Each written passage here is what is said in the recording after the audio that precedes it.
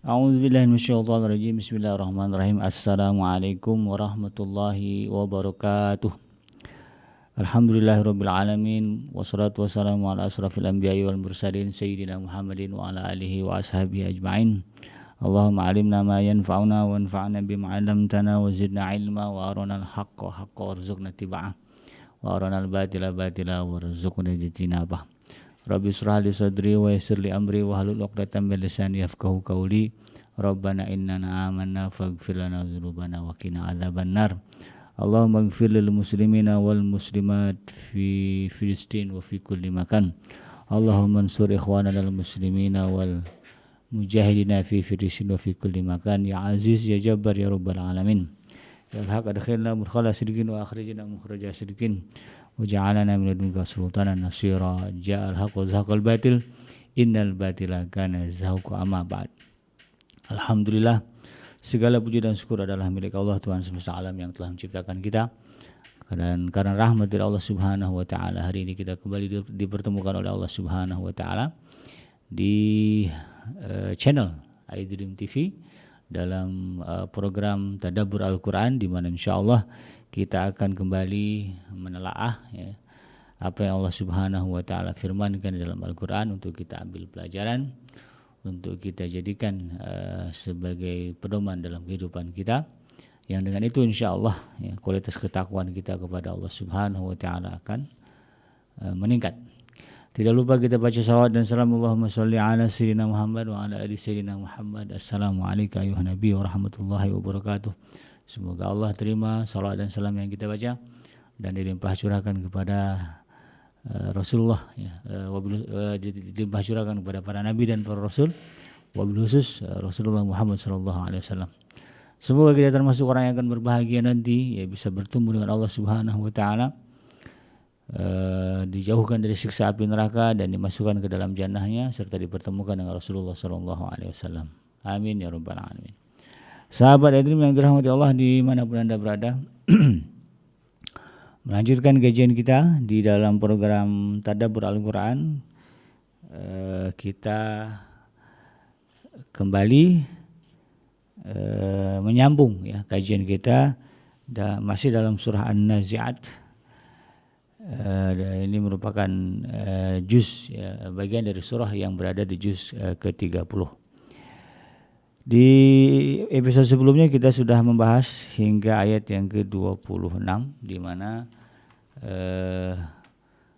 pada episode sebelumnya kita mendapatkan informasi bagaimana Allah Subhanahu wa taala mengutus Nabi Allah Musa alaihissalam untuk memberikan peringatan kepada Firaun, yang pada akhirnya kemudian berujung pembangkangan, dan kemudian pembangkangan itu berbuah kebinasaan Firaun itu sendiri. Dan itu tentunya harus menjadi ibrah bagi kita, menjadi pelajaran, jangan sampai kemudian kita mengikuti jejak langkah Firaun. Makanya kemudian di ayat yang penghujung, di ayat yang ke-20, di ayat yang ke-26-nya, Allah Subhanahu wa taala menegaskan inna fi dzalika la'ibratan liman yakhsha. Sesungguhnya pada yang demikian itu terdapat pelajaran bagi orang yang takut kepada Allah Subhanahu wa taala.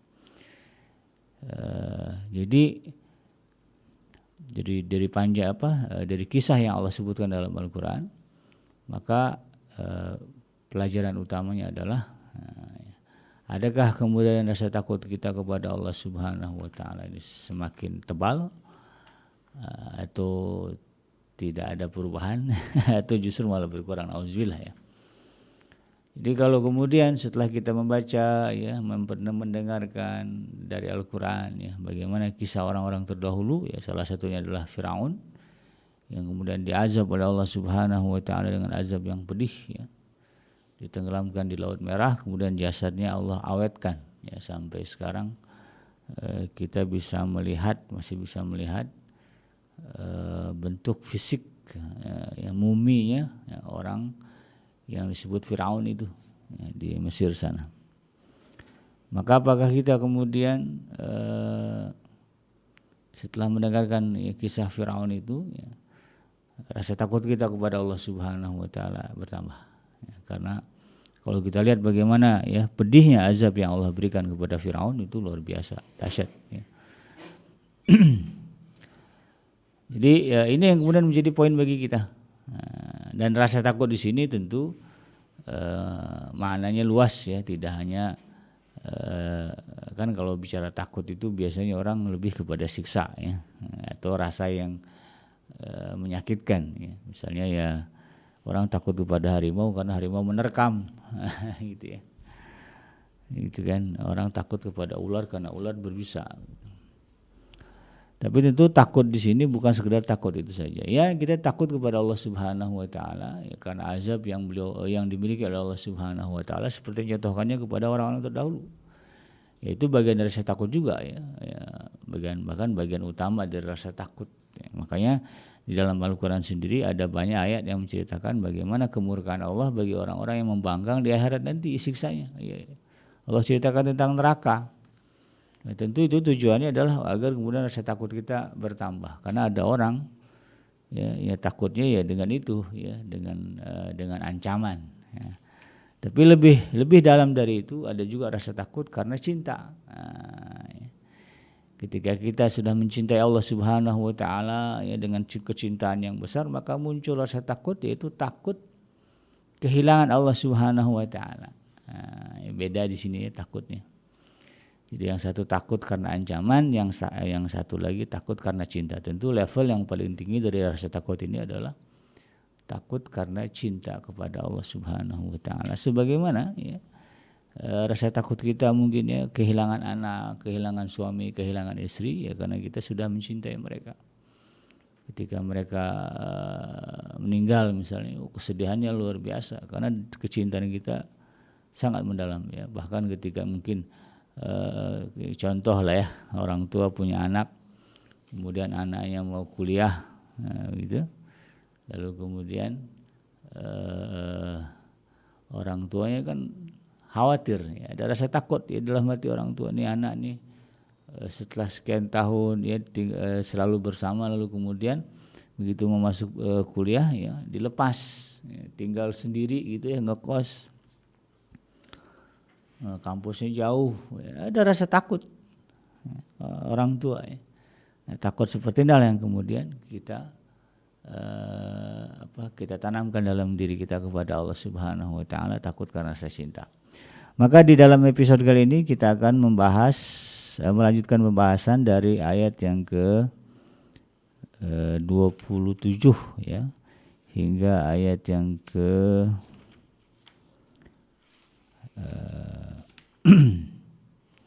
hingga ayat yang ke-41 ya. Jadi pembahasan kali ini insyaallah kita tuntaskan dari ayat yang ke-27 hingga ayat yang ke-41. Di dalam pembahasan bagian ini ya, Al-Ustadz Dr. Saiful Bahri mengangkat tema tentang memberikan tema atau pada ayat-ayat ini dengan tema tanda kekuasaan yang bisa dilihat dan dirasakan. Jadi pada ayat yang ke-27 ya dalam surah An-Nazi'at ini ya sahabat Edrim yang dirahmati Allah. Allah Subhanahu wa taala ya, ini menggambarkan atau memberikan gambaran kepada kita tentang bagaimana besarnya kekuasaan yang dimilikinya. Ya. Jadi di ayat sebelumnya Allah menceritakan tentang kisah orang yang sombong karena kekuasaan yang dimilikinya ya, sebagai raja. Maka di ayat berikutnya Allah Subhanahu wa taala menggambarkan bagaimana maha berkuasanya dia. Gitu ya. Jadi kalau dibandingkan dengan orang-orang yang menyombongkan ya, menyombongkan diri di dunia ini jauh ya, nggak ada setitik lah dibandingkan dengan kekuasaan dan kebesaran Allah Subhanahu wa taala. Baik yang bisa dilihat juga yang bisa dirasakan. Nah, di dalam ayat yang ke-27 ya setelah tuntas Allah menggambarkan bagaimana murkanya Allah Subhanahu wa taala kepada Firaun ya, yang menyombongkan diri karena kekuasaan yang dimilikinya, padahal kekuasaan itu juga kan pada hakikatnya adalah pemberian Allah Subhanahu wa taala. Dan kemudian dia menyombongkan diri dengan itu, maka Allah Subhanahu wa taala bertanya, antum asyaddu khalqan amis sama'u banaha, ya. Apakah penciptaan kamu lebih hebat ataukah langit yang telah dibangunnya? Jadi di sini kemudian Allah Subhanahu wa taala mengingatkan kita manusia, karena memang terkadang manusia ini sering lupa, ya, sering merasa bahwa dirinya hebat, ya si paling gitu, si paling jago, si paling pinter, si paling cerdas gitu, si paling tahu. Kita lupa kodrat kita sebagai manusia yang pada dasarnya ketika lahir aja, ketika dilahirkan dari perut ibu kita saja kita lemah. Kalaulah tidak karena rahmat dari Allah Subhanahu wa taala, tidak ada di antara kita yang kemudian bisa tumbuh dewasa, ya. Karena kita lahir dalam keadaan lemah, ya. Nggak bisa cuman bisa nangis doang, gitu ya. Tapi bagaimana kemudian, ya, kita yang sedemikian lemahnya lalu ketika tumbuh besar dewasa atas rahmat Allah itu merasa hebat. Bahkan nauzubillah kemudian, ya, ada yang sanggup mengatakan ana rabbakumul a'la, ya. Aku adalah Tuhan kalian yang paling tinggi, ya, sebagaimana yang diucapkan oleh Fir'aun, ya. Dan ini relevansinya erat sampai akhir zaman, karena kita perhatikan di era modern pun ada orang yang kemudian mengklaim dirinya sebagai Tuhan.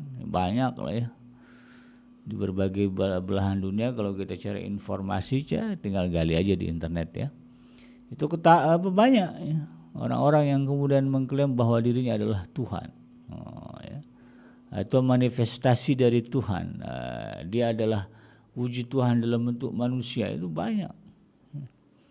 Padahal kalau dipikir-pikir bagaimana orang yang sedemikian lemah ketika dilahirkan oleh ibunya lalu kemudian bisa mengatakan saya adalah Tuhan.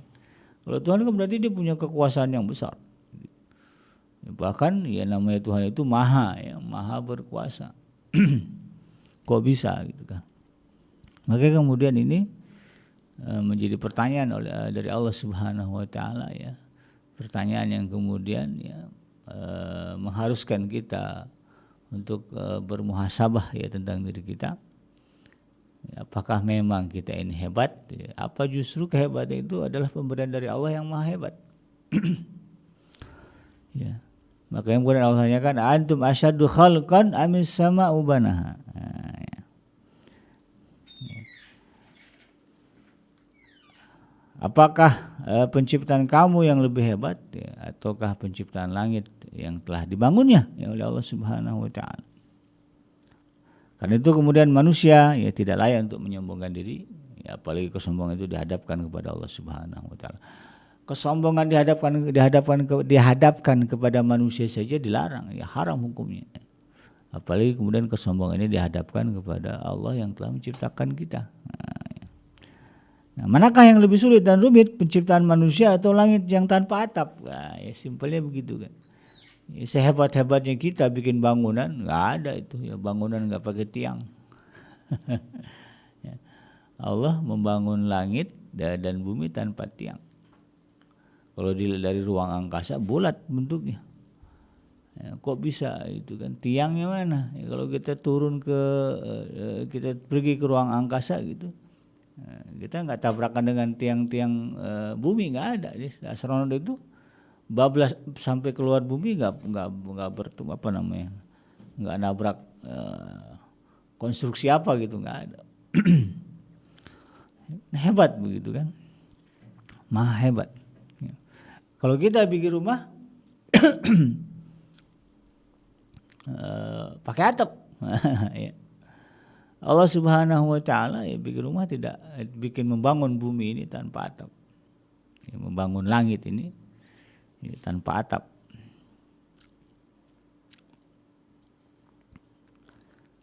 Ya, jadi Allah Subhanahu wa taala kemudian, ya, mengingatkan kita, ya, bahwa sesungguhnya kalau kita mau membuka mata menyaksikan apa yang kita lihat di sekeliling kita, ya, hamparan bumi, ya, dan kemudian luasnya, ya, langit, ya, 7 lapis, ya, Allah bikin, ya, maka kemudian tentu kita akan, ya, merasa kecil, ya, di hadapan Sang Pencipta, ya, di mana Allah katakan ya rafa'a samkaha fasawwaha, dia Allah Subhanahu wa taala telah meninggikan bangunannya lalu menyempurnakannya.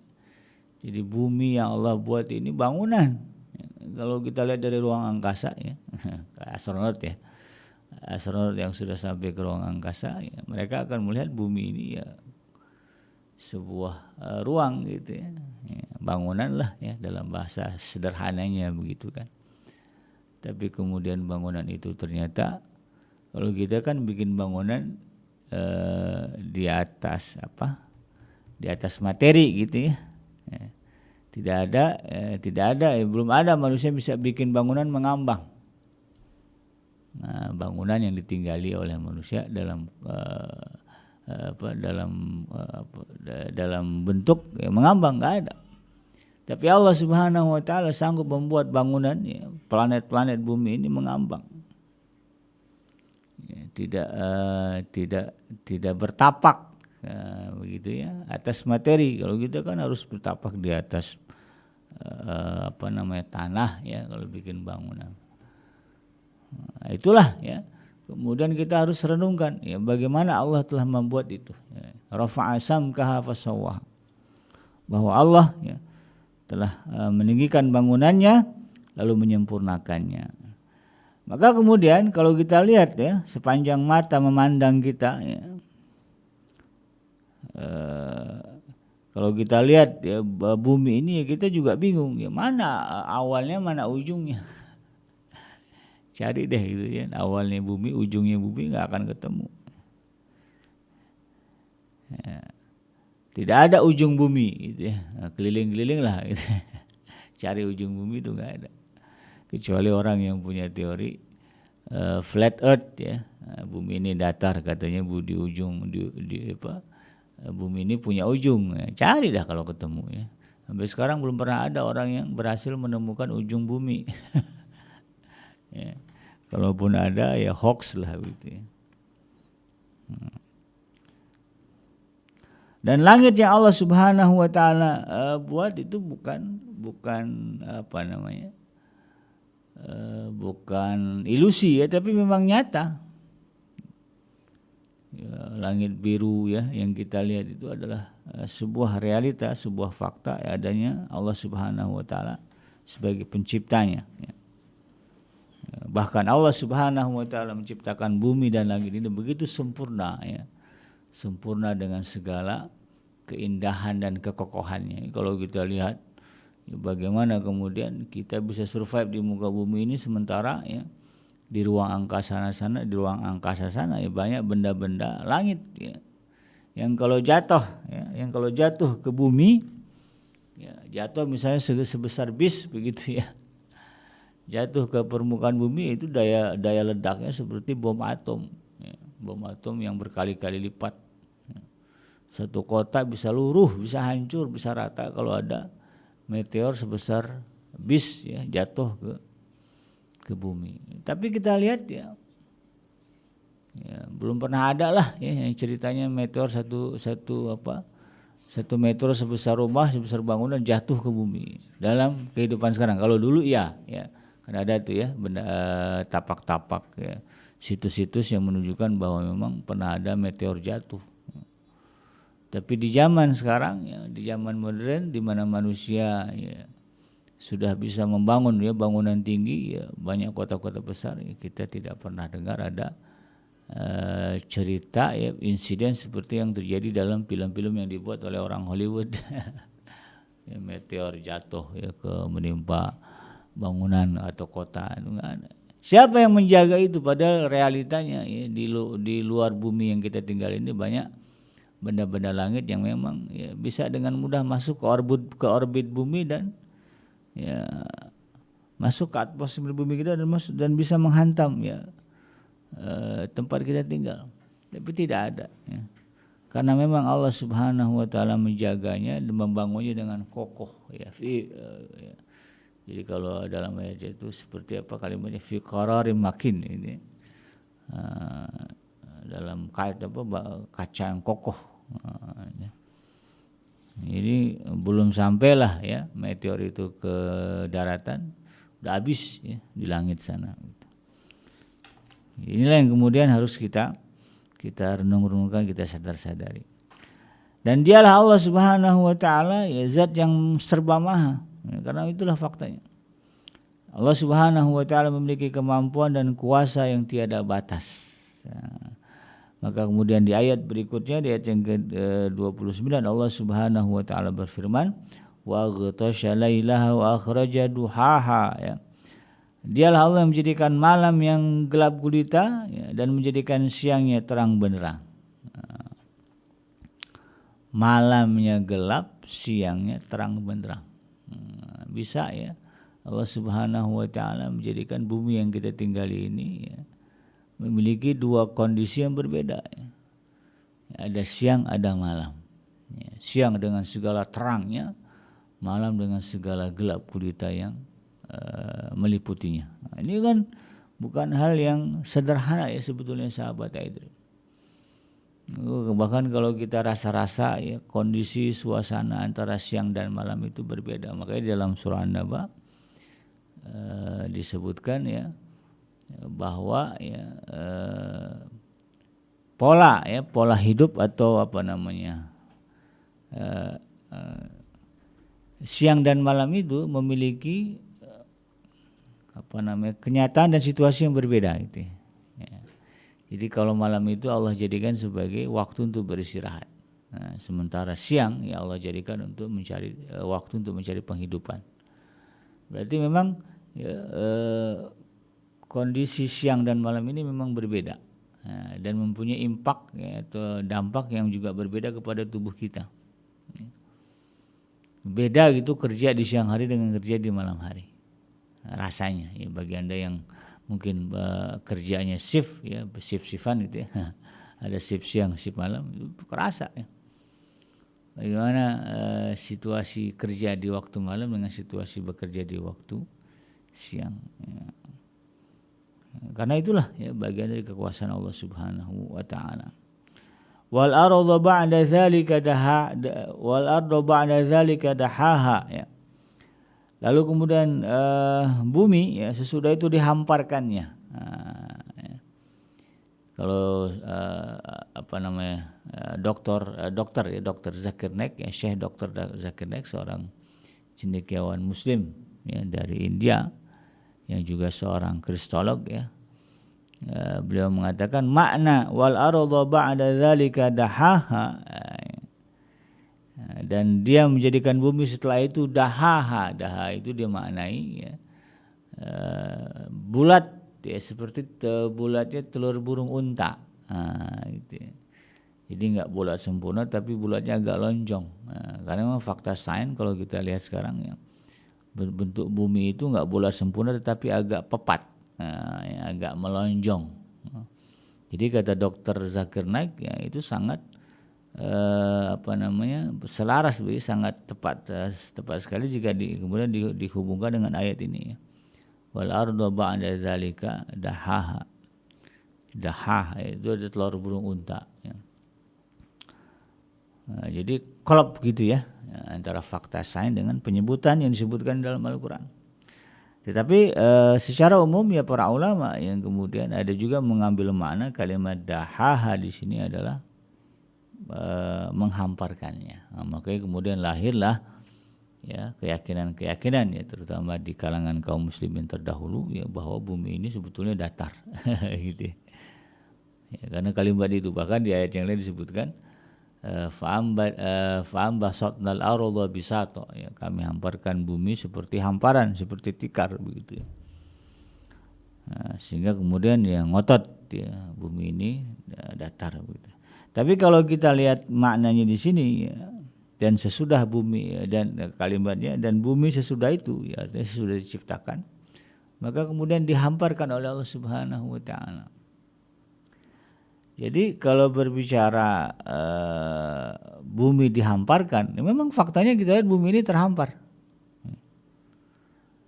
Ya, terhampar. Tapi hebatnya Allah Subhanahu wa taala, ya, di tempat tempat yang bulat ini bentuknya, ya, bumi yang diklaim dengan bentuk yang bulat ini, begitu kan. Ternyata, ya, kita rasanya nggak bulat gitu, kita rasanya berada di tempat yang datar. Kan hebat ya. Jadi Allah ciptakan bumi ini bulat, tapi kemudian yang kita rasakan bumi ini datar, ya, terbentang, terhampar. Gimana nggak sempurna ya Tuhan yang menciptakan kita ini. Saking hebatnya dia, ya dibikin bumi tempat kita tinggal ini bulat, tetapi kemudian yang kita rasakan bumi ini datar. Nggak kebayang sama kita ya kalau misalnya bumi ini bulat, kita di bawahnya, gitu ya. Kan begitu ya. Tapi yang kita rasakan ya, mau kita di bawah, mau kita di atas, mau kita di mana, yang kita rasakan tetap kita berada di dalam sebuah hamparan. Rumit ya teknologi yang Allah pakai ya, di dalam penciptaan alam semesta ini. Nggak kebayang sama kita.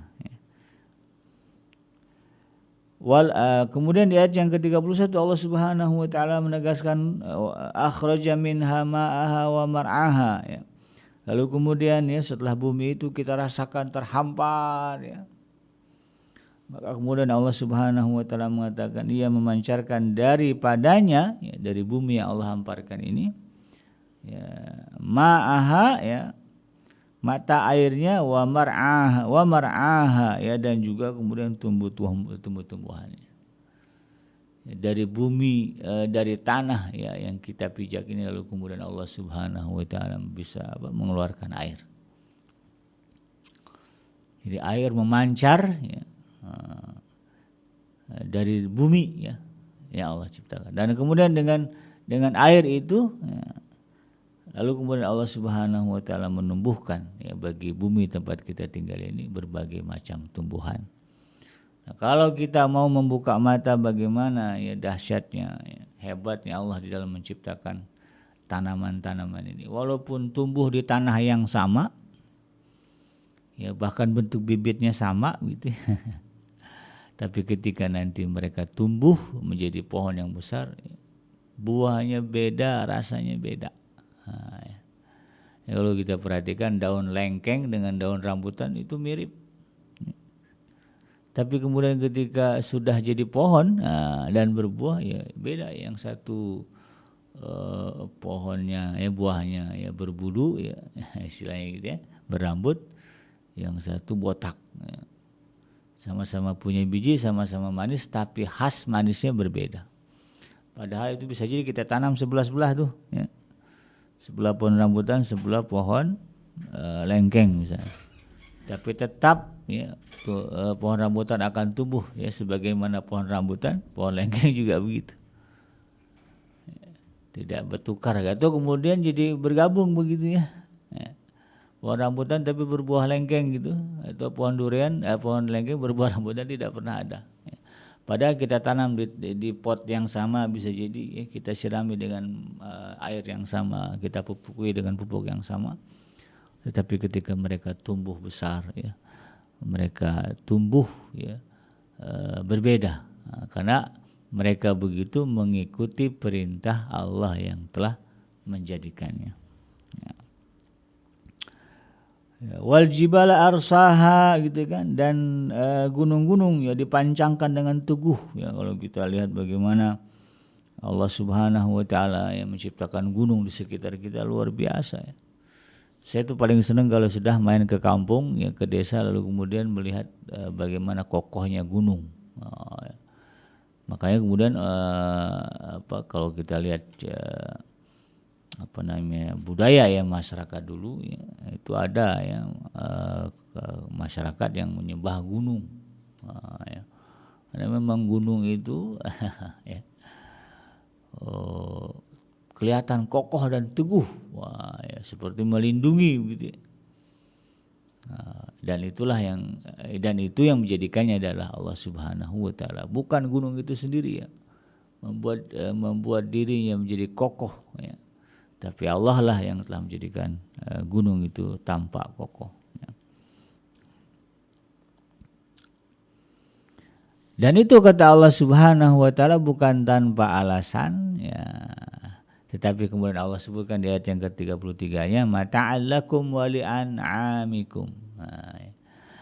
Yang semua itu ya Allah jadikan itu tadi ya, langit, bumi kemudian mengeluarkan air, lalu kemudian Allah tumbuhkan tanaman-tanaman, ya kemudian ada gunung yang kita lihat hijau, kokoh gitu ya. Maka kata Allah Subhanahu wa taala itu menjadi bagian dari kesenangan yang Allah jadikan untuk kita dan juga bagi hewan ternak kita. Jadi saya katakan tadi ya, saya senang tuh kalau udah main ke kampung ngelihat gunung. Nah, itu kan bagian dari kesenangan. Ya, itu disebutkan di sini mata'an lakum ya, dan itu menjadi kesenangan bagi kita wali an'amikum, dan juga bagi binatang-binatang hewan ya, ternak ya. Ya, ternak dengan tanaman yang Allah jadikan ternak-ternak yang kita pelihara menjadi tumbuh ya, sehingga bisalah kita berkurban. Ya, coba kemudian bumi ini ya, tidak Allah tumbuhkan tanaman-tanaman ya, tanaman ya, bagaimana kemudian nasib para hewan ya, tentu mereka akan habis ya.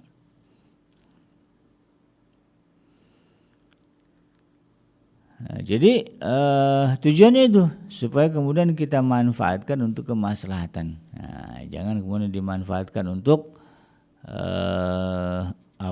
kemaksiatan.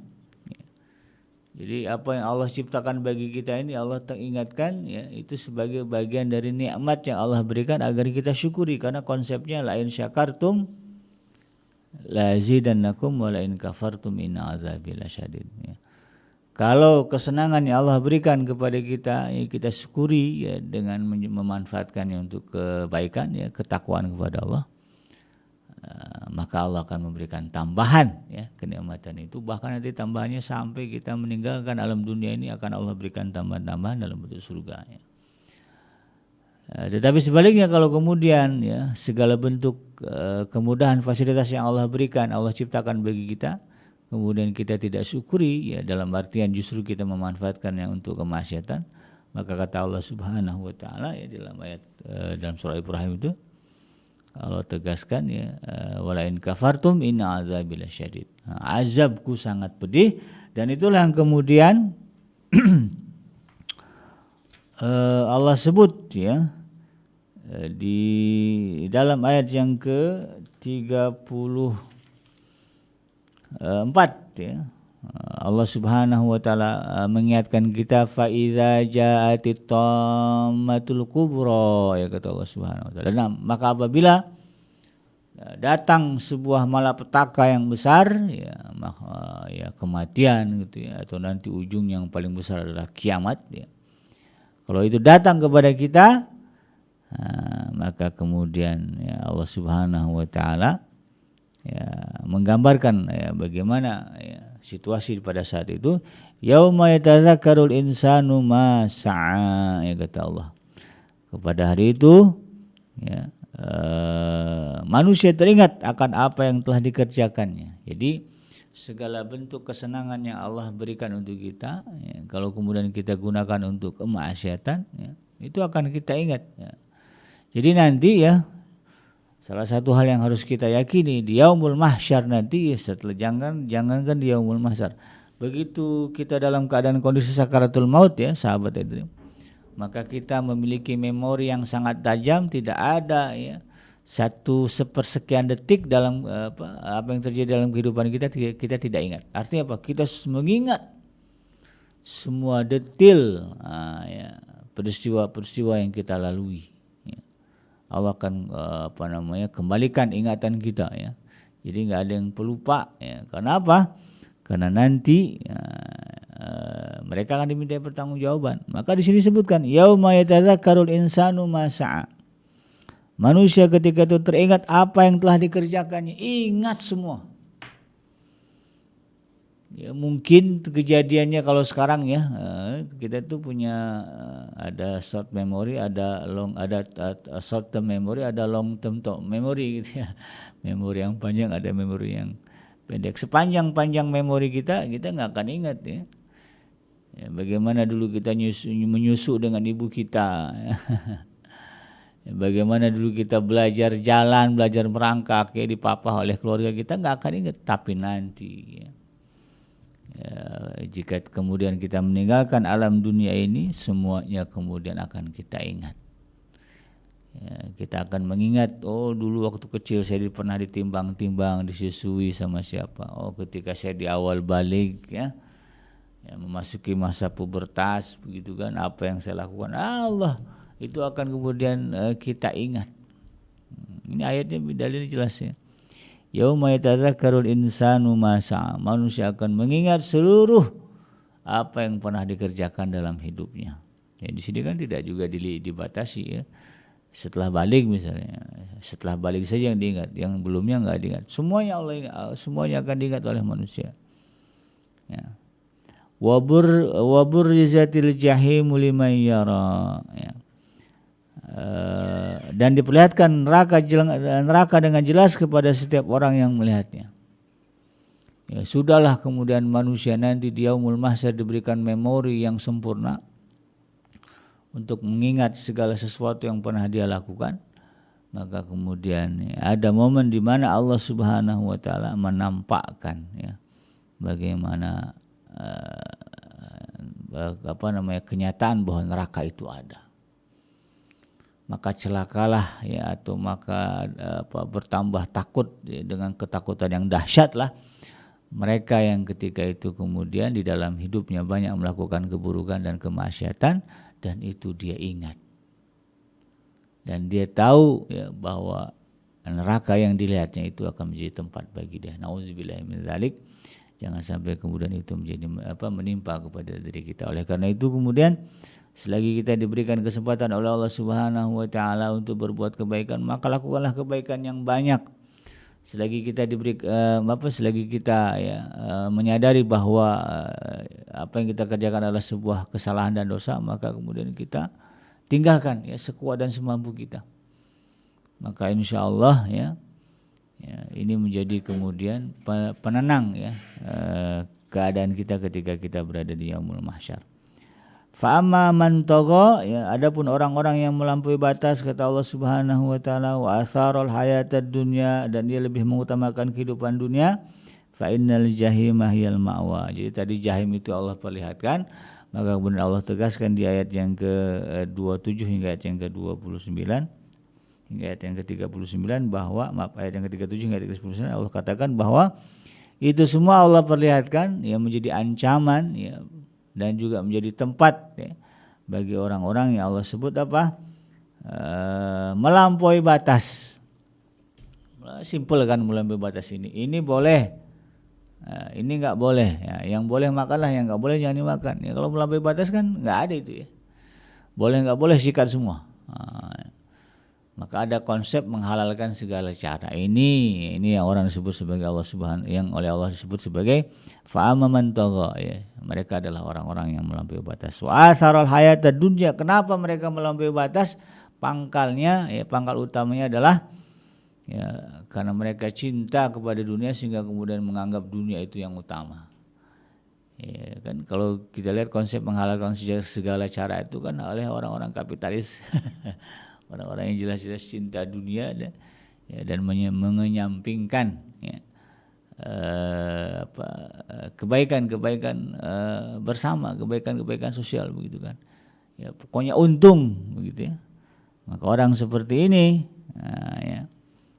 beresiko ya masuk ke dalam kelompok yang Allah sebut sebagai orang-orang yang melampaui batas, di mana kemudian orang-orang ini Allah tegaskan fa innal jahima hiyal ma'wa, maka mereka akan tinggal ya di neraka tersebut ya, di neraka jahim itu ya.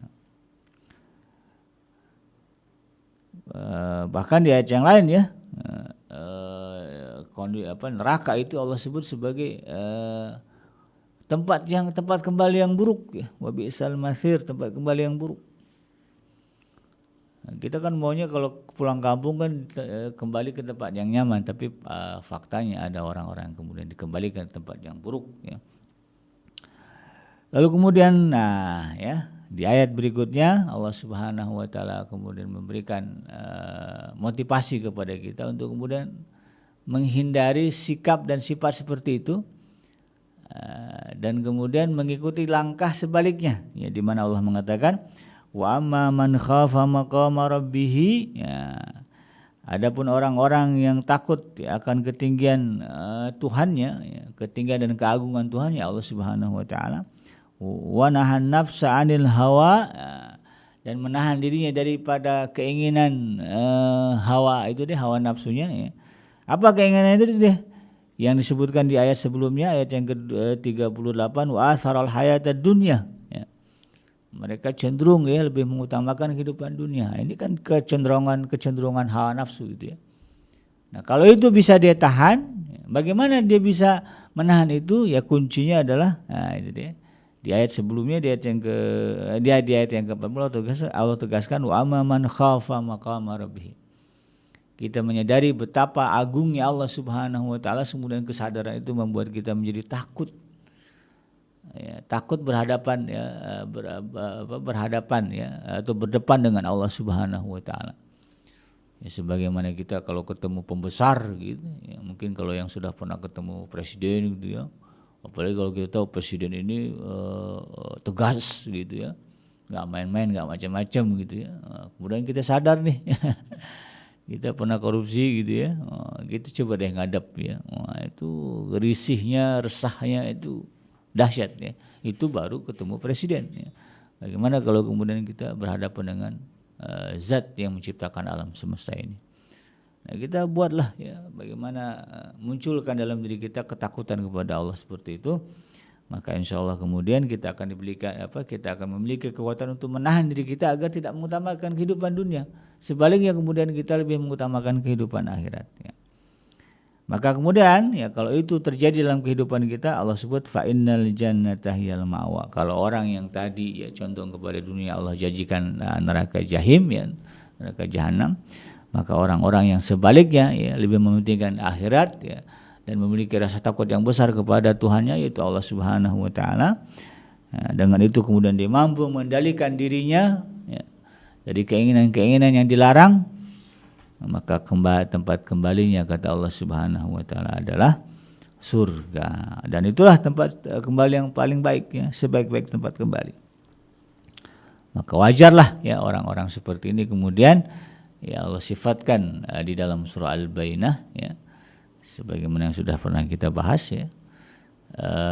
Radhiyallahu anhum wa radu anhu.